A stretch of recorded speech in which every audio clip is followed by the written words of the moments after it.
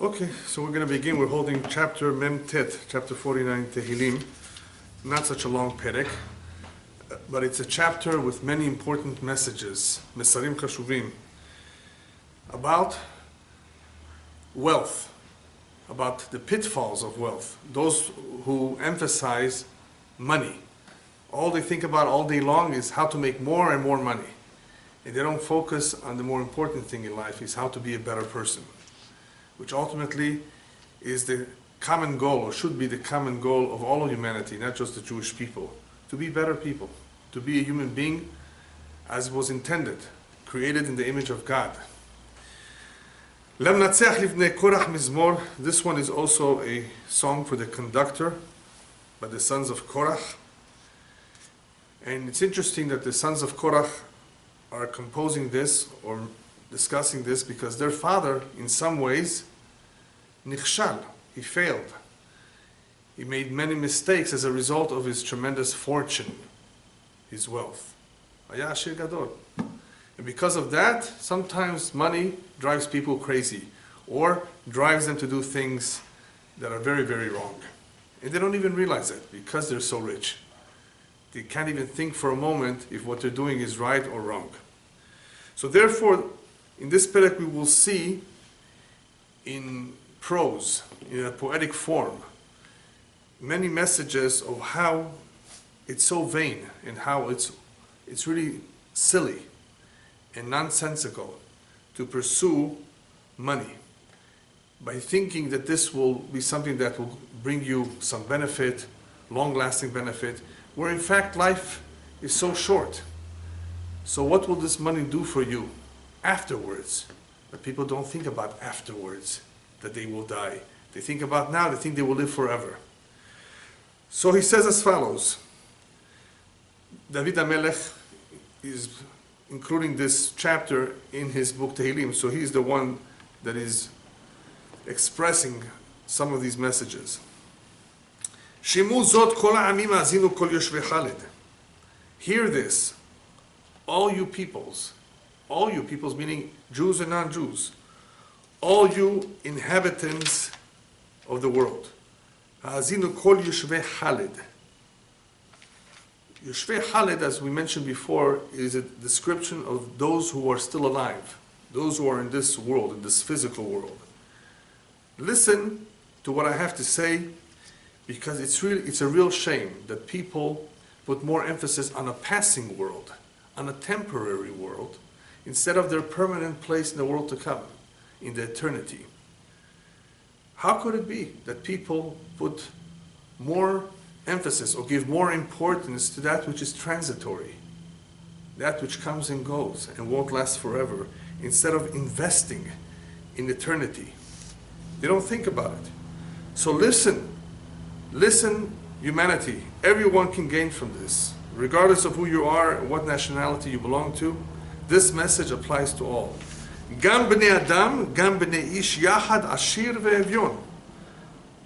Everyone, whether you are sons of common folk, simple people, b'nei Adam, or the sons of nobility, b'nei ish. That's one interpretation of the difference between b'nei Adam and b'nei ish.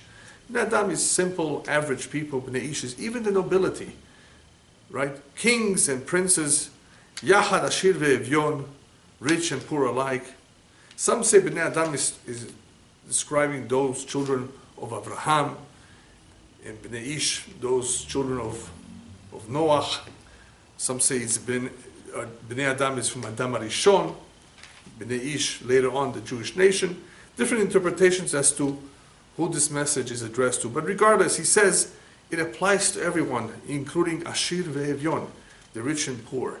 Why the poor? Because the poor are sometimes very sad and even envious of why the rich people supposedly have more money than they do. They may have more cash, but it doesn't mean they're happier. It doesn't mean they're better. So this message, this perek, is addressed to all of humanity, to every class. My mouth speaks of wisdom, and the thoughts of my heart are understanding. A lot of what he's saying here, he's putting together, is divinely inspired this tremendous chokhmah, that which he has in his heart, is divinely inspired. It is also something that he saw from experience, of course. And this is chokhmah. This is wisdom. This is something that everyone should pay attention to. This is not just good advice. This is what life is all about. However, what's interesting about how he presents this is Pasuk Hey. In verse 5 he says, Atel lemashal uzni, eftach bechinor chidati. I incline my ear to the mashal, to the parable, and I will unravel the riddle upon my harp. What he's saying is that he is presenting the messages in the form of a riddle, in the form of a parable. He's expressing these messages in a way that people can understand them and not be afraid and not run away from it. So he does it with a kinor, with a harp.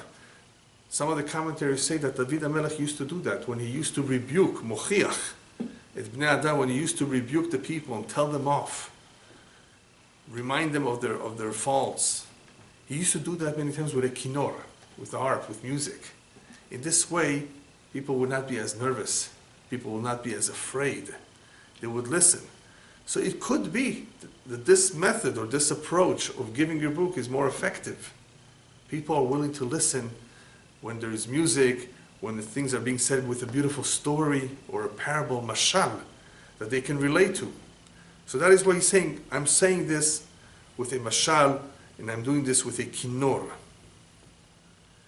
And now he begins. Lama ira bimei ra, avon akevai yesubeni. Why should I be afraid of times of trouble? Or why should I be afraid in times of trouble? Well, one reason to be afraid is because the sins that I step on, that I trod upon, surround me. What is he talking about here? What's bimei ra? Bimei ra could either be bizman shel tzarot, during times of troubles, during times of trouble, whether it's war or illness. The avonot, the sins that one has committed once upon a time that he has never corrected or repented for, they surround him. They can accuse him. It's not a good idea for a person to go to the doctor, for example, for a major surgery, and he hasn't taken care of business. What business? Paid off all his debts with Hashem, with God. He says, you want my favor now? Even though the doctor is going to help you, but in reality that doctor is dependent on me. You want me to help you? Then you want to make sure that you've done teshuvah, that you've repented, that you're clean, that you paid up all your debts, that there should be no avonot, there should be no sins, yesubeni, that are surrounding me. So bimei ra, mami mayesh lefached, what should I be afraid of bimei ra, during times of tzarot? Or bimei zikna, when we are older. When we are older, what happens to most people when they're older? They become sick. They become weak. And they're not as strong as they were before. Because of that, they have reason to fear. It says, this is something to fear. Why is he saying this right now? He's going to be talking about wealth. He's going to be talking about the fortunes that people are trying to make, working hard to make. Why does he tell us this is something that I'm concerned about? Because he wants to remove from our mind any fears about money, any fears about how will I retire, how will I have enough money during my later years. Even though that is legitimate, it is okay for someone to think about it, to put away and to save, but that's not the most important concern. After all, we believe in mazal, we believe in destiny. We know that Hashem gives us what we need. We have to try our best, of course, to work and get a job and occupy ourselves. But in the end, how much a person makes or how much money he will have, akol mazal. It's all part of his mazal. What is up to him and not up to his mazal is his avonot, his conduct, his behavior, how he treats people if he's respectful of others, if he's God-fearing or not, if he committed sins or good deeds.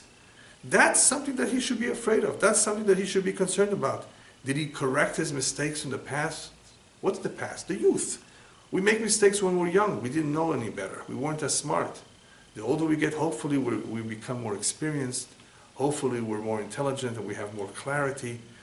So hopefully at that time, we've already corrected our mistakes. We did teshuvah. Person that does not do teshuvah, he has what to fear.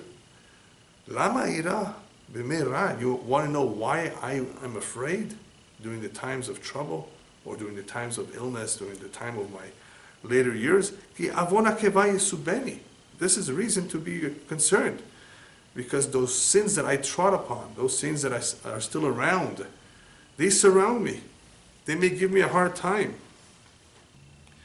Rabbis also tell us in this pasuk that the avonot, that a person dash be'akavev, the sins that a person continuously used his heels to trod upon. In other words, that he was careless. He didn't pay attention to them. He was disrespectful, didn't take them seriously.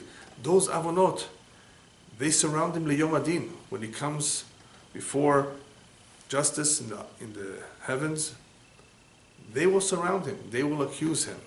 So that is something to be concerned about, and not to just leave for the later years to fix. We need to correct them as soon as possible and not wait. Otherwise, they stand in the way and they give us a hard time. And now he goes to his main message. And this he's going to describe as a tremendous folly, a tremendous mistake that people make. It says it's so silly for people to repeatedly make the same mistake, generation after generation. Habotechim al chilam uverov oshram yithallalu. You want to know one of the biggest mistakes that people make? Those who rely on their wealth, on their riches, and who boast of their great riches. They boast, hemidgaim. In other words, they're so confident. Now that they have all this money in the world, money is power, money will give them everything they want. It's not true. First of all, who says it's going to last? How long does the human being spend in this world? How long does he live?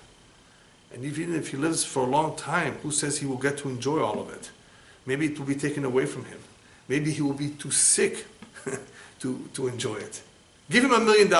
What if he's sick? It won't help him. Right? Sometimes it's better to be healthy and not have too much money than to have all the money in the world but not be able to enjoy it.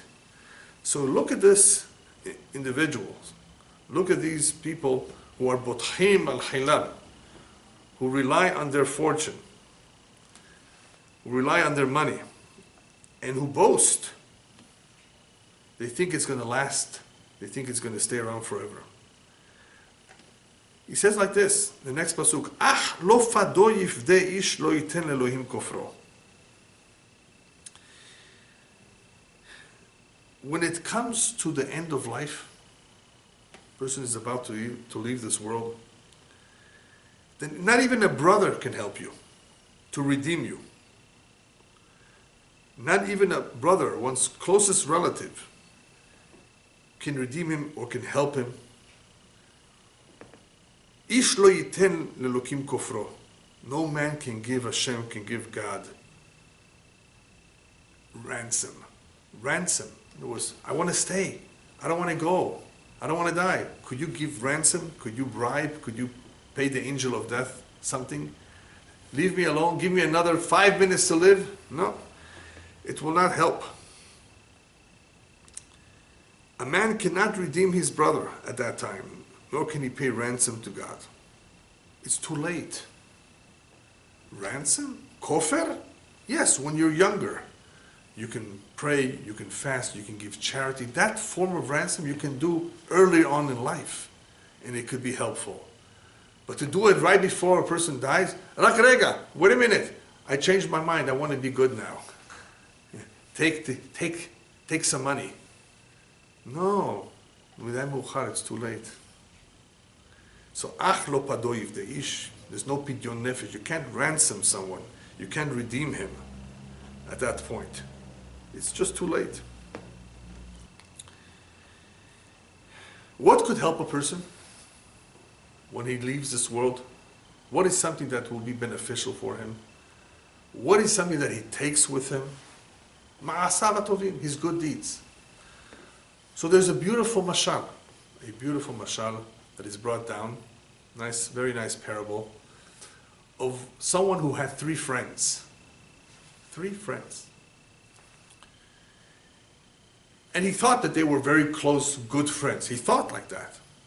One day he hears that the king calls him to come immediately. And he's afraid. The king calls. Obviously, he's going to want to audit him. He's going to have many questions for him. He's going to interrogate him about something he did or did not do right. So he needs help. So he asks friend number 1, please come with me and help me. Please be there for me. I can't be there by myself. He says, you know how to talk. You can defend me.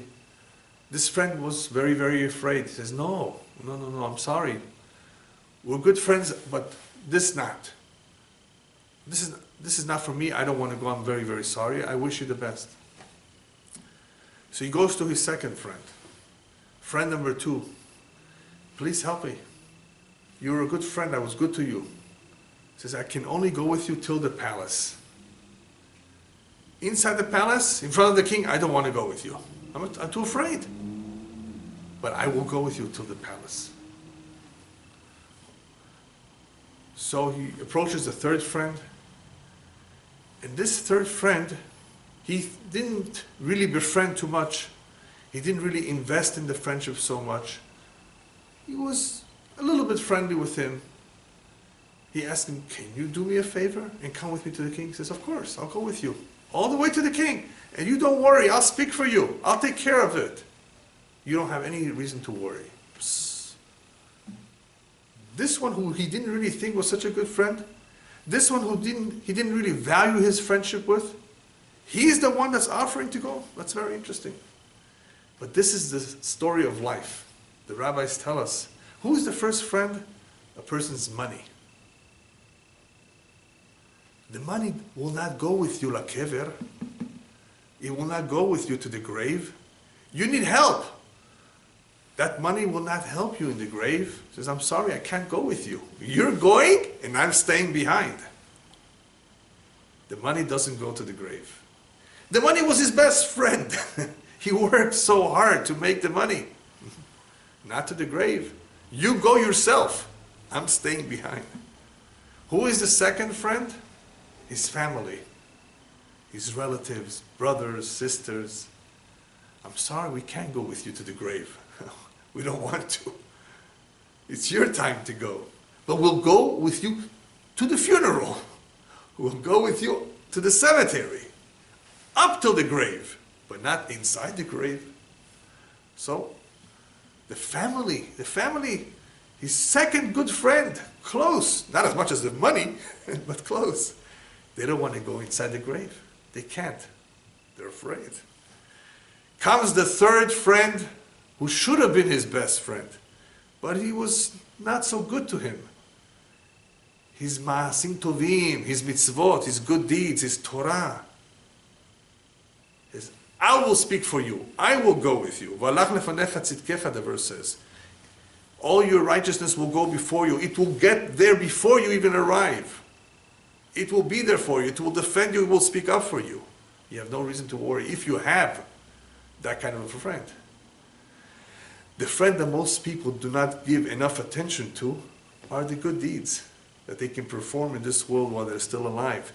This friend can help you the most. All the money that you befriended, all the family that you may have, no matter how good they were, they can't help you in the grave. They can't help you in the time of justice.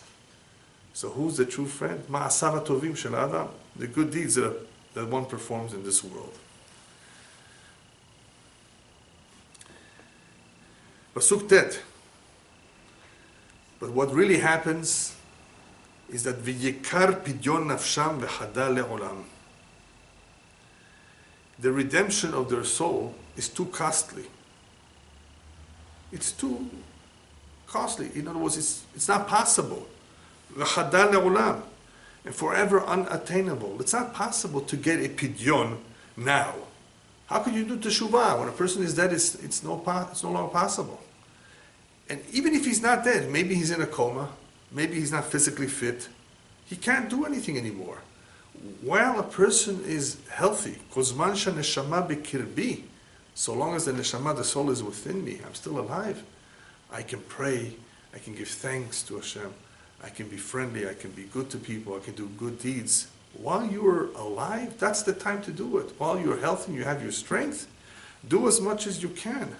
Later on, when you become sick, later on when you're close to leaving this world, it won't be possible. You may even forget. And the death can be like this, without warning. Some people have a warning, a couple weeks, a couple months, a couple years in advance. They know they're going. Not everybody has that advantage. You can't push it off. Otherwise, at that moment, yekar pidyon nafsham. It's too costly. It's not attainable to get a pidyon, a ransom, to be redeemed at that point. V'hi od lanetzach lo yirah shachat. It's really a question. Is it possible for one to live forever and lo lirot et hashachat, not to see the grave? V'hi od lanetzach. Is it possible he will continue living just forever? Everybody dies. After a certain amount of time in this world, that Hashem decided how many years, that's it. Yahi od lanetzach, could a person live forever and not see the grave? Pay attention, he says. Look what has happened to the past. Look what has happened to those who were before you. Whether they were smart and whether they were wealthy. כי יראי חכמים ימותו, יחד כסיל בבער יאבדו, ועזבו לאחרים חילם. Though he sees that the wise man die, he sees it. And the fool and the senseless both perish, leaving their wealth to others. He sees this. He saw this happening, that multi-millionaires, billionaires, they died. What happened to their money?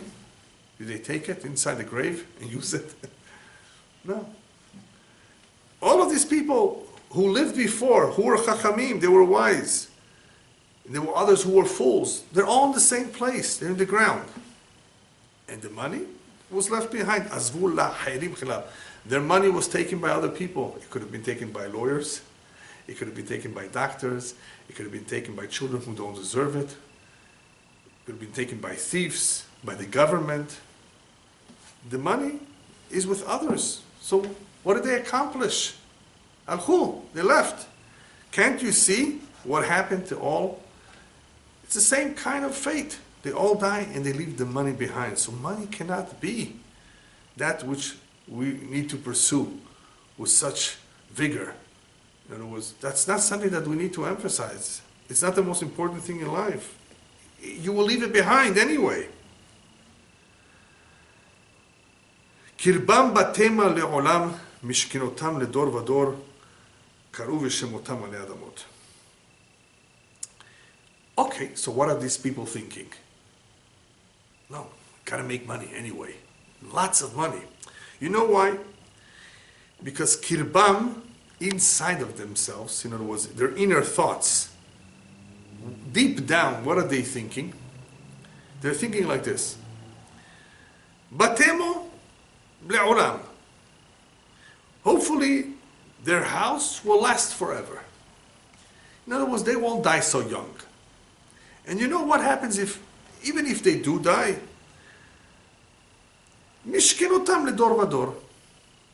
Then it could very possibly be that their dwellings, their homes, will go to their children, to the next generation, ledor vador. And what happens if the children are no longer around?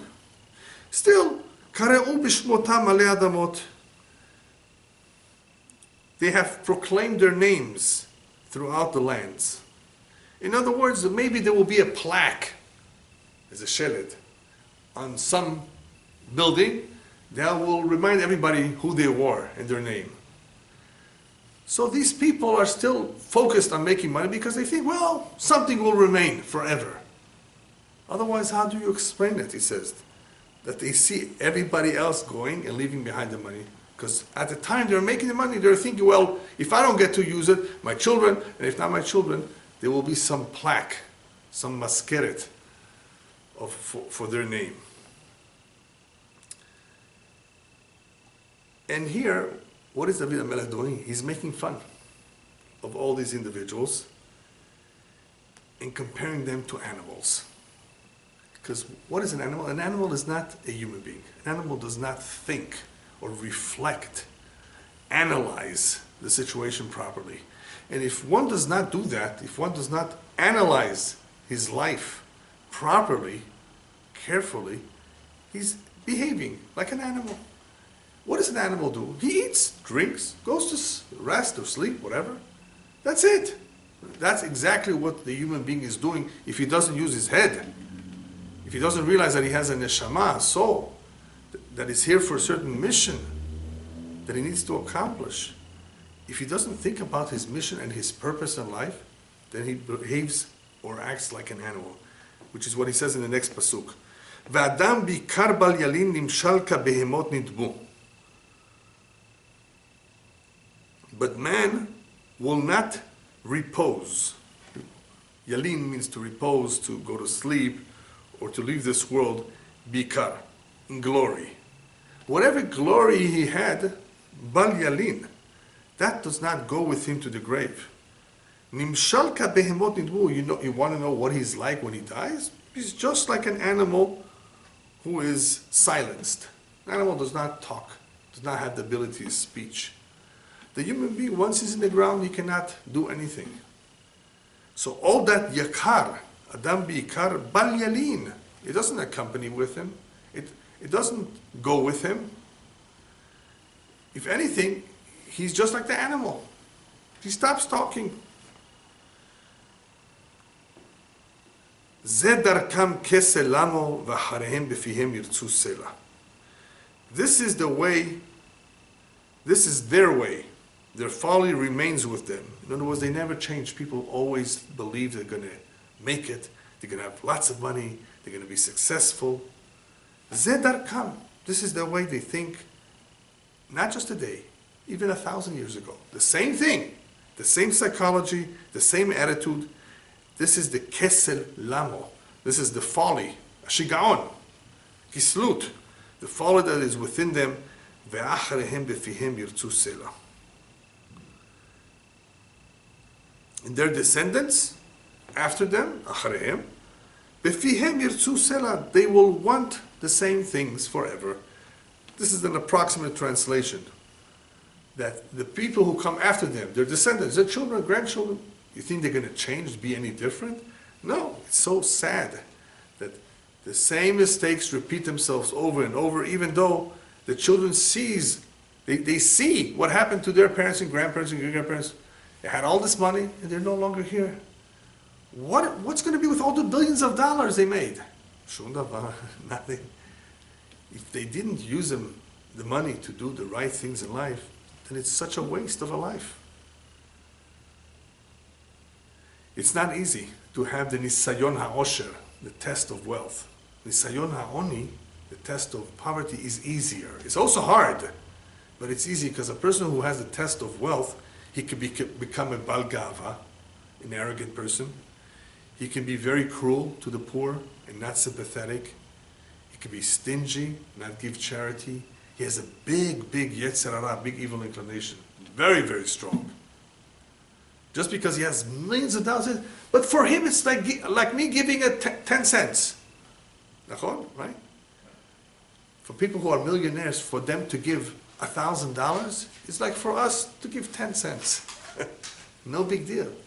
You think it's easy for them? No, their hands are tight and clenched. Oh, no, it's not so easy. The more money a person has, the bigger his yetzer hara, his evil inclination is.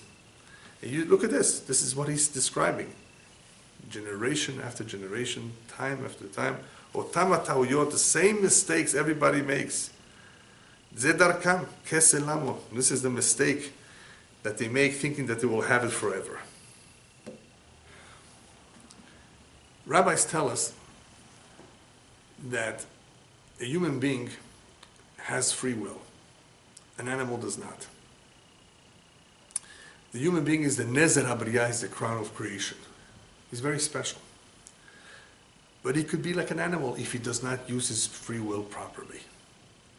Rabbis go on to say that this human being who does not use his free will properly, but behaves like an animal, a wild animal can rule over him, can attack him. Why? Because when an animal sees a human being in the image of God, it knows this is not on my menu. He's the crown of creation. It stays away from him, it leaves him alone. When does a wild animal attack? When it thinks you appear to her as another animal. Oh, this is just another animal. So it wants dinner. It goes and attacks. Obviously, unless you step on it or you threaten it, and we're not talking about those kind of situations, but just to be attacked by a wild animal, if the human being had the image of God on him, a wild animal will never attack him. Like the story of Daniel Begovarayot, Daniel in the lion's den. The lions were not fed for who knows how many days. They were hungry. Lo nagubo, they didn't touch him. Why not? Because he had the Tehilim Elokim, the image of God on him. Many stories of righteous people who were thrown into lion's den, into the den of wild animals, and the animals didn't touch them. So it all depends if the human being behaves like an animal or behaves like a human being is supposed to behave. Another interpretation of this last pasuk about the yikar that a person has, the special power, the special characteristics or special virtues that the human being has over the animals, is that if he does not exercise them and use them properly to control his evil inclination, that is when he's compared to an animal. And it was the yakar, that which is valuable to the person. What's valuable? His neshama, his soul. Chelek Eloka Mimal, it's a part of God in him. If he doesn't use that power properly, then he's really not any better, any more than an animal. But as we said, Zedarkam keselamo. This is the folly that so many people have, is that they just don't focus. They don't think about what is really important, how they are different than animals. And what will happen in the future to them? Katzol lish'ol shatu mavet yir'em vayirdu bam yesharim laboker v'tzuram levalot she'ol mizevulo. This is a little bit of a lengthy pasuk. I'll try my best to translate it. Katzol lish'ol, like sheep, they are destined to the grave. You know, the sheep you take to the corral, you gather them. So the wicked, those people who did not fulfill their mission properly, they're taken like the sheep, lish'ol, to the grave. Lish'ol shatu, in other words, they are destined for the grave. Mavet yir'em, the death, the angel of death, will be their shepherd. In other words, he will take them. He will manage them. He will handle them in the afterlife. Vayirdu bam, and they will be controlled.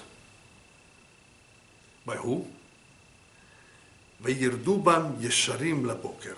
The righteous will control them. The righteous will dominate them. When? At the light of the morning. The light of the morning is the Geulah, the redemption. When the redemption comes, the righteous will be on top, not the rich and famous. And it will become clear who is righteous. It will become clear who's on top. When will this be laboker? So in the meantime, they are taken to the grave. In later on, when Mashiach comes, in the boker, they will be dominated by the Yesharim. But that's not the end. V'tzuram levalot she'ol mizevulo. and their tsuram, their form or their soul, will not be around forever.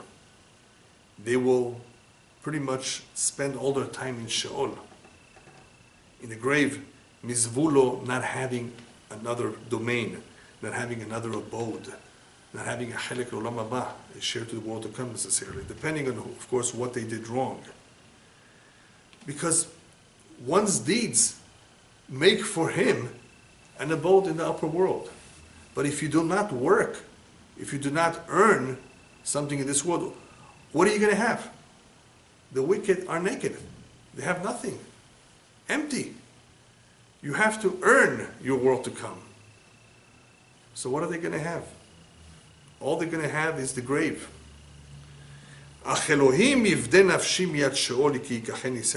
David HaMelech expresses his wish that he doesn't want to be taken by the angel of death. He wants to be redeemed by Hashem. God will redeem my soul from the hands of the grave. Here, David HaMelech is emphasizing sheyesh hasharat hanefesh, that there is something like the survival of the soul. The soul continues to survive even after a person dies.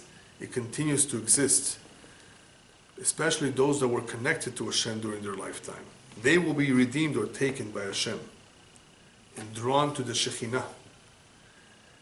They will be attracted to this entity that we call the Shekhinah, which is the divine light of Hashem, that many people testify that they saw in a near-death experience. So he wants to be redeemed from the grave. He doesn't want to stay in the grave. He doesn't want to stay in a place of darkness forever. He wants to be taken by Hashem for eternity. And now he turns to those who are concerned or envious of the rich. Al tira ki ashir ish ki yarbe kevod beto. Don't fear when a man grows rich or when the glory of his house is increased. You would like to have what he has. You're sad. You're envious. You're upset that other people are richer than you. No. Don't be fearful of that. Don't consider that this individual is in any way better than you. Don't be afraid of it. Ki lo bemoto yikach hakol. When he dies, he will take nothing. That in itself should assure you that this individual, what he has, doesn't add up to too much if he doesn't use it right. He's not going to take it with him, like we said before. Lo yered acharav kevodo, all that kavod, all that honors that you see that he has, lo yered acharav. It's not going to go with him. He's going to be buried in shrouds like everybody else, in a coffin, well, maybe a little bit more of an expensive coffin if he wants to. 6 feet under the ground, nothing else. The same thing like everybody else. Don't be sad, don't be upset, don't be envious of such an individual. There's nothing for you to fear that he's better than you or you did something wrong. No, it has nothing to do with that. First of all, just remember, whatever he has right now, he's not taking with him. There is a story in the Gemara of an individual, Tana, who had a near-death experience. Walala shamayim. People thought that he passed away. He went up to heaven, but then he came back. In other words, he recovered. And I think it was his father who asked him, what did you see? He says, you know what? I saw something very strange, an upside world. Olam hafuch. Those people who are very, very high here in this world, up there, they're at the bottom. Those people who are very low here, over there, they are on the top. So his father tells him, you did not see Olam hafuch. You saw a good, right world the way it's supposed to be, the true world. What you see here is a sheker. What you see here is make-believe. You perceive things, but this is not the reality. People who are on top here, and rich, and in positions of honors, they're not necessarily good people. Not necessarily. These people, a lot of them, not all of them, some of them are good people, if they do good things. But a lot of the people who you see rich and famous, over there on top, they're very low. Nobody looks at them. The ones who are low and simple, and in pain and in suffering, many of them in the upper world, because of their deeds, their righteousness, they are on top. Hem tzadikim, they're righteous. So therefore, don't be misled by what you see in this world. After all this that he has here, whether it's money or kavod, he's not going to take with him. Unless, of course, that money that he has in this lifetime, he used to give charity with. That's different. Then all that money was put to good use. Then that will be a tremendous merit for him in the afterlife. So don't be envious of such an individual, because even if the person is doing the right thing, you know what kind of a challenge he has in a struggle? Milchama. He's doing battle with the evil inclination all the time. So it's not a simple life to have a lot of money. It's very, very challenging. Ki nafsho bechayav yevarech v'yoducha ki tetiv lach. For he alone praises himself in his lifetime, but all will praise you if you better yourself. Talking about the Rasha, the evil person, the person that doesn't do the right thing. Nafsho bechayav yevarech. He's so glad and so happy that he is who he is with all his money. But who's convincing him of that? Who is praising him? He himself. Nafsho bechayav yivarech. But you, who are not necessarily as rich as him, but you are a good person, yoducha ki tetiv lach. They will praise you when you better yourself. In other words, if you do the right thing, you're a good person, they will continue to praise you not only in this world, but even in the world to come. That kind of acknowledgement is more important than when a person is happy for himself. Big deal. So he has money. Nobody cares about it if he's not a good person. But a person who's good with others, who does good things, kitetiv lach, when you better yourself, you refine your character, you work on your midot, that is something that people will be yuducha. They will praise you for it. That is something that will continuously be with the individual, even after his death. Like the Pasuk says, the verse says, Zecher tzaddik livracha. The zecher, the memories of the righteous person are always a blessing. People talk about the good deeds of someone. Nobody wants to remember the wicked and the evil. Who cares how much money they had? They're no longer alive. They're no longer alive.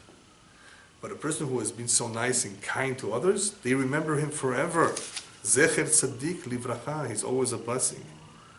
So that's what's important, that people should thank you, should praise you during your lifetime and after your death. When will that be? If you were good, if you were kind. That's more important. Okay, let's just finish the last two pesukim. Tavo ador avotav ad netzach lo yir'u or. He will come to the generation of his forefathers, and they shall not see the light for all eternity. During a person's life, he doesn't see what happens to people. What has happened to them after they leave this world, we're not aware. Later on, when we pass in this world, we will get to see. Tavo ador avotav. You will be able to come and see to the generation of his forefathers. You will be able to see everyone, what has happened to them. You will see, ad netzach lo yir'u or, that forever and forever, for eternity, they will not see light. You will see the end result of all those who were evil, all those who did not do any good, who all they thought about was accumulating wealth. You will see later on. Now you don't see it. How long do we live? We see a person making money, building a big mansion. That's it. We don't see what happens to him later on in the afterlife, what happens to his children, what happened to his grandparents, great-grandparents.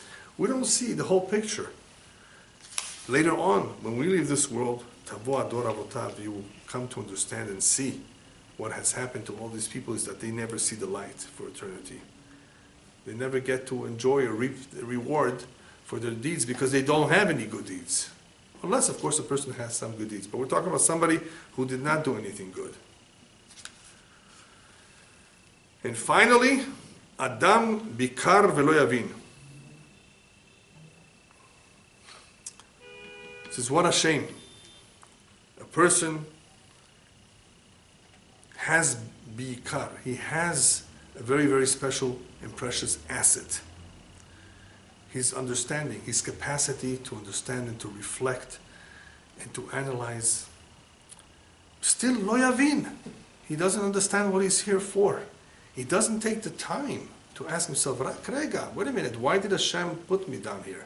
What is the purpose of all of this? What is the purpose of life? Why do some people have money and some people don't have any money? Why are some people smart and other people not so smart? How come some people are so good and kind and other people are so wicked? There's a lot of good questions. Ask, think about it, reflect on them.